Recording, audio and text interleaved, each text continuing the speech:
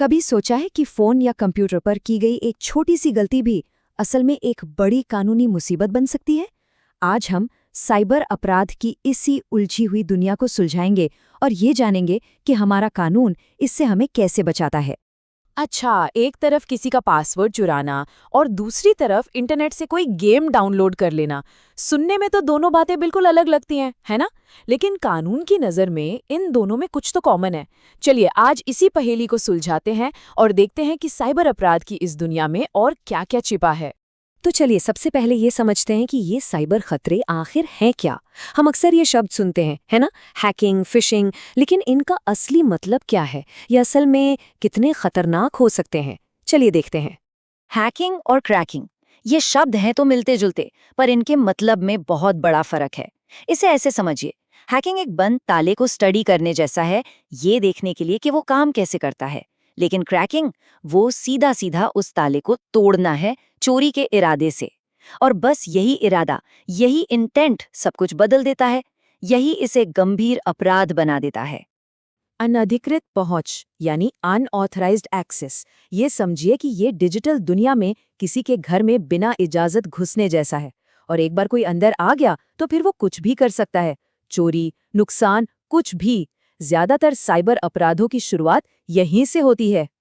Fishing ये एक ऐसा डिजिटल जाल है जिसमें कोई भी, सच में कोई भी फंस सकता है। ये वो ईमेल है जो देखने में तो लगेगा कि आपके बैंक से ही आया है, एकदम असली, और उसमें आपसे आपका पासवर्ड या पिन मांगा जाएगा। असल में ये एक नकाब है जिसके पीछे एक अपराधी है जो बस एक क्लिक का इंतजार कर रहा है। कोई महंगा सॉफ्टवेयर या लेटेस्ट गेम मुफ्त में डाउनलोड करने का ख्याल तो शायद कभी ना कभी आया ही होगा। हमें लगता है कि इससे क्या ही फर्क पड़ेगा, है ना?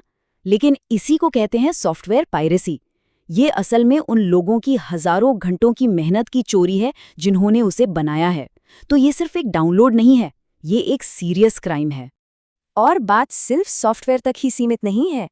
किसी का इंस्टाग्राम पोस्ट उठाकर अपने अकाउंट पर लगा लेना या किसी के यूट्यूब वीडियो का एक हिस्सा काटकर अपने वीडियो में यूज कर लेना, ये सब कुछ कॉपीराइट का उल्लंघन हो सकता है। डिजिटल दुनिया में कॉपी पेस्ट करना कितना आसान है, लेकिन ये असल में किसी की मेहनत और क्रिएटिविटी की चोरी है।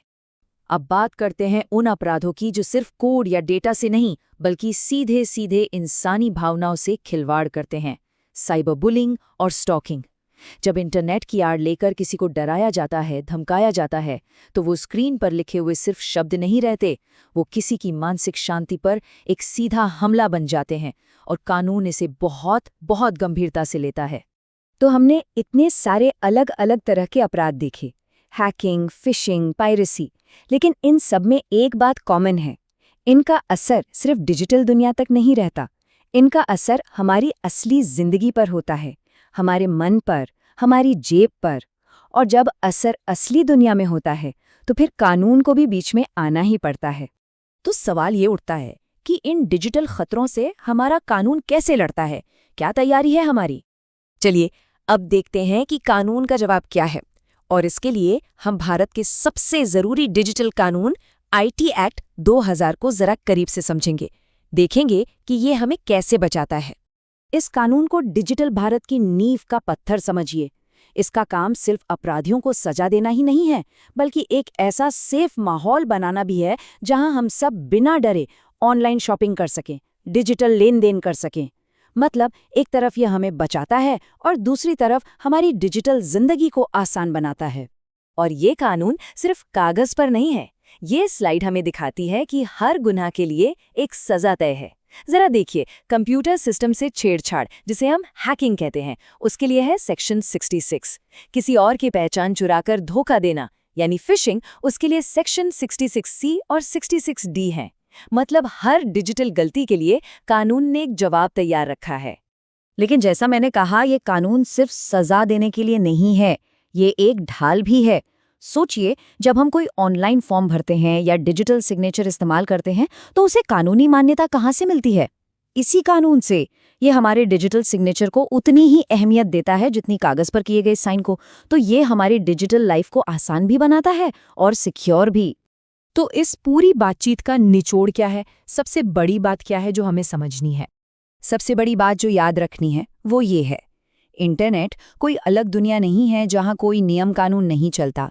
कीबोर्ड पर जो लिखा जाता है या माउस से जो क्लिक किया जाता है उसकी भी उतनी ही जिम्मेदारी है जितनी असल दुनिया में बोले गए शब्दों की या किए गए कामों की होती है।